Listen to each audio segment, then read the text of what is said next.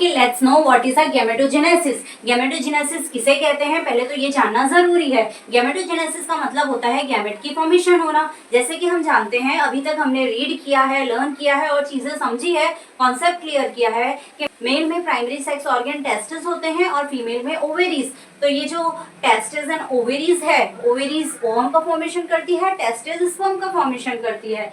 ये जो गैमेट का फॉर्मेशन हो रहा है उसे ही हम गैमेटोजेनेसिस कहते हैं। You have to write down in a comment section also कि what is the meaning of gametogenesis.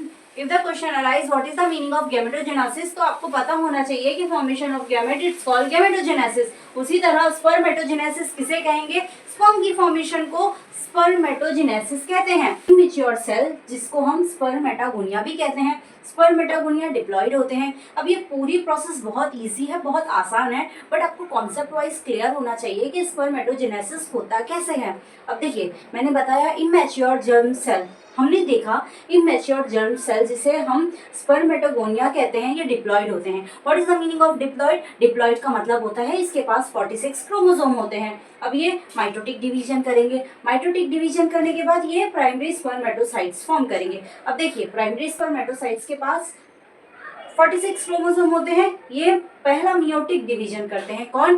Primary spermatocytes पहला मियोटिक डिवीजन करते हैं और इनके नंबर डिक्रीज होते हैं। देखिए, यहाँ डिप्लॉयड थे यानी इनके पास 46 क्रोमोसोम थे। अब ये फॉर्म कर रहे हैं सेकेंडरी स्पर्मेटोसाइट्स को, लेकिन इनके पास 23 क्रोमोसोम ही बच रहे हैं। अब ये जो सेकेंड स्पर्मेटोसाइट्स है, ये दूसरा सेकेंड मियोटिक डिवीजन करेंगे और 4 हैप्लॉइड सेल फॉर्म करेंगे। अब देखिए, ये भी हैप्लॉइड है, ये भी हैप्लॉइड है, ये भी हैप्लॉइड है, ये भी हैप्लॉइड है, यानी इनके पास 23 क्रोमोसोम प्रेजेंट है। अब ये जो 4 सेल फॉर्म हुए हैं इसे हम स्पर्मेटिड कहते हैं और ये डिफरेंशिएट होकर स्पर्म बना देते हैं। इट इज वेरी इजी ना। एक बार दोबारा रिकॉल करते हैं। देखिए, इमेच्योर जर्म सेल जिसे हम स्पर्मेटोगोनिया कहते हैं, ये माइटोटिक डिवीजन करते हैं और प्राइमरी स्पर्मेटोसाइट्स फॉर्म करते हैं। प्राइमरी स्पर्मेटोसाइट्स के पास कितने क्रोमोसोम है? 46। अब इनमें पहला मियोटिक डिवीजन होता है और इनके नंबर डिक्रीज हो जाएंगे। अब इनके पास कितने क्रोमोसोम बच रहे हैं? 23, करेक्ट। और जो फॉर्मेशन हुई उसे हम क्या कहेंगे? Second spermatocytes.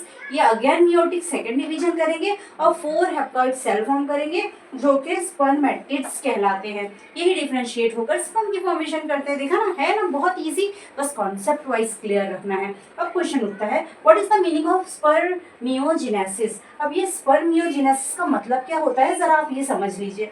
ये 2 प्रोसेस, ठीक है, हमारा स्पर्मेटिड बना, वो डिफरेंशिएट होकर जो स्पर्म बन रहा है इसे ही स्पर्मियोजेनेसिस कहते हैं। बेसिकली स्पर्मेटिड से स्पर्मेटाजोआ, स्पर्मेटाजोआ स्पर्म को कहते हैं, स्पर्मेटिड से स्पर्मेटाजोआ बनने की जो प्रोसेस है उसे ही हम स्पर्मियोजेनेसिस कहते हैं। अब ये स्पर्मिएशन किसे कहेंगे, हमने जाना कि स्पर्मियोजेनेसिस किसे कहते हैं। अब ये जो स्पर्मियोजेनेसिस का प्रोसेस होगा ना, इसमें ये जो स्पर्म है वो सर्टोली सेल के साथ स्पर्म का हेड एम्बेडेड होता है, यानी ये जुड़ा हुआ रहेगा। आप क्लियरली देख सकते हो कि ये जो स्पर्मियोजेनेसिस है, ये प्रोसेस में जो स्पर्म का हेड है वो सर्टोली सेल के साथ जुड़ा हुआ है। लेकिन ये स्पर्मिएशन एक प्रोसेस होती है जिसके बाद ये स्पर्म का हेड सर्टोली सेल को पूरी तरीके से छोड़ देगा, सेमिनिफेरस ट्यूब्यूल से रिलीज हो जाएगा। इसे ही हम स्पर्मिएशन कहते हैं।